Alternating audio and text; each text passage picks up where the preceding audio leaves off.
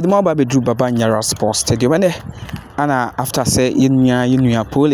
and so Eka baby no Ghana Premier League no a resume no match back so and so Lekon Stadium I Accra had to Fook etnefie and young apostles a boy and after the game na Accra had to Fook and so winning a come young apostles and so entimi antisa a calendar gamer a yakasi bakon and also eba betuja Baba Nyara Sports Stadium club Kumasi Asante Kotoko tenefie na omo ene Legon City sabo GFA omo eba bonten efa omo safety and security measures no and the Oshe Baba Nyara Sports Stadium main gate woni Oshe konoma security tight papa say Oshe GH Live Studio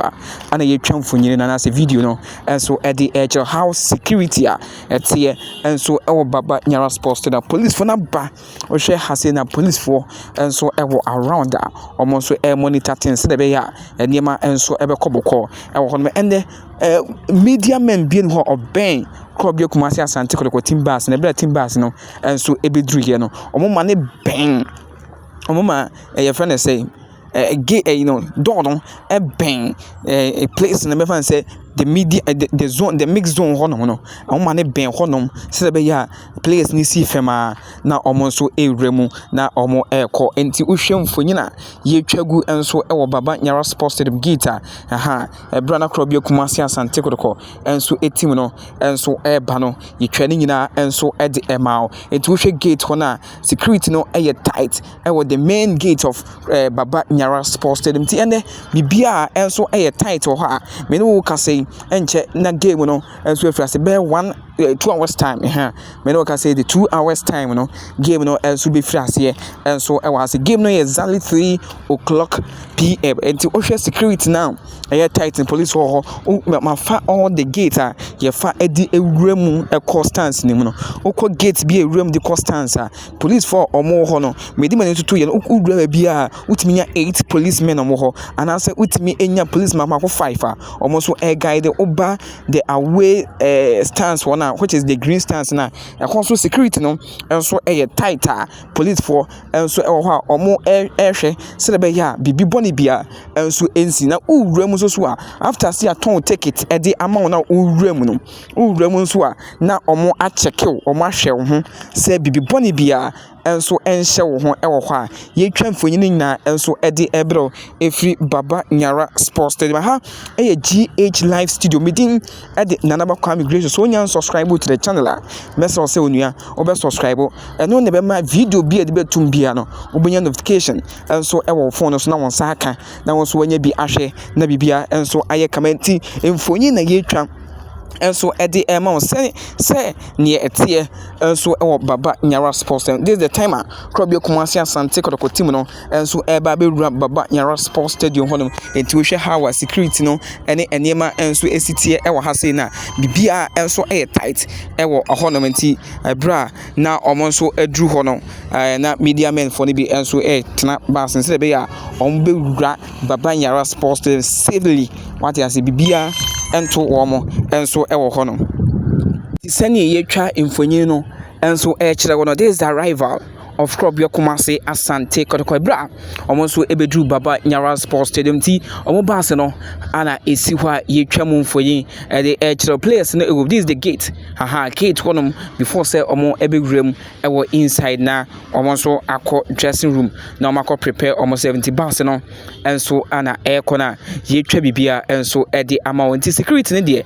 very tight o main gate for crampo police for omo enwen gate no omo hwe sedebe ya entotoye enso ebe kama ama bibia enso ayedin honom enti ene bibia ekoso enso Baba Nyara Sports Stadium. So this is the arrival of Legon Cities enti yakani na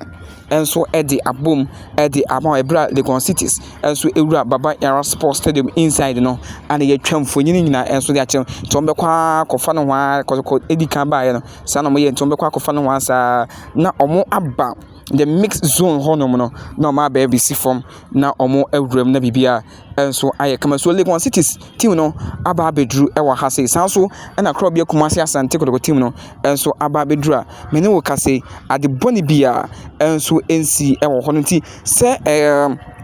your friend say Black Stars of Ghana be book gamer the way omo ejina hono no makwa dressing room the same thing ana enen so etie enso e baba nyara sports this is the Legon City Sabra omo so AC fam e hono kro be Kumasi Asante Kotoko enso e de ne to aso a ye de homfonyi nyina enso e de e ma e wo efidue ma say aha e GH Live Studio so nya subscribe ya me subscribe to the channel o subscribe channel ni wia na wabo notification bells no apike all anytime I do video betum bia no you be the first person also benya now also I enjoy the good content of GH Live Studio. Meaning say man Kizito and so ehwe wan kona on also ehwe se ne be ya enema enso ebededin ede amayed enso e ho so timer team no ebedu Legon City team ne bedu ya almost AC from ana yetwa mfonyi no enso ede ama Kotoko de no mo gate ho no me de ama ebra Kotoko players no enso AC from no me de nyina enso ede ebrew enso e wo ha se ne wo hu sene enema enso esitie na etie bibia enso eye kama baba nyara sports and the end day oba security no there men kan fa na da tight papa unko baby police for hono baby obi wura bia police for ho omo so ehwe baby obi wura bia gate bi obefa enso e de wura baba nyara sports there inside ho there akonso bedu hono na police for enso tete ho a omo ehwe se wokotena stance ni mu crampo a obedu hono na police for enso ho a omo so guide the place says e be ya bibi boni bia enso entimi ensi e ho hono ma edimu mfonyi any the AC and so nyina e de ebre e wo hase so this when a Robi Kumasi Asante Kotoko and so bas no and so ebedru ya omo so eko na omo bas na akwa kina na players no enso ewrem na omakwa ba bibia enso ayekama so nyina ana yetwa enso ede emahomedin ede nanabakwa migrations ne beto fem enso ewo dwumadi na sibia yede nyina enso ede be mama yemfa enkamemo enso ewa ha say aha GH Live Studio. Subscribe to the channel, share the videos for others to enjoy good content of GH Live Studio. Me that say so nyabre na o share a video. Enjoy the arrival of Krobia Kumasi Asante Kotoko team. Players na ABC na omewure na omaka ko head ni se dia ti na kama na omati akoso number of policemen ababi wure ewo baba ya sports stadium na to security no ano ene pa enya asempeto security no ano ene pa enya asempeto ntino twenty players no ebe catch down na wona mesisi na amaka ko bo muki na yeti akoso kama Dr. Prosper na teogu ono ene di kan asi area free bus Dr. Prosper na teogu na se Asante Kotoko coach edi kan asi the rest of the technical team members ono enso so AC kama oh one man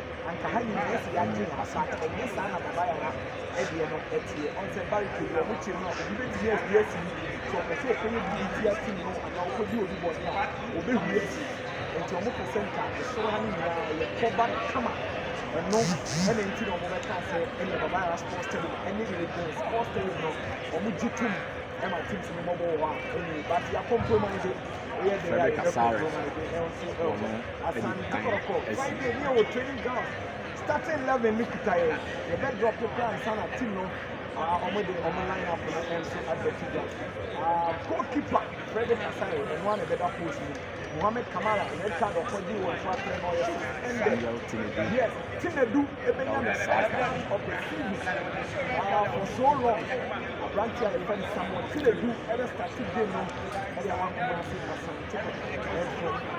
Kotoko now Peter Amba Ayugi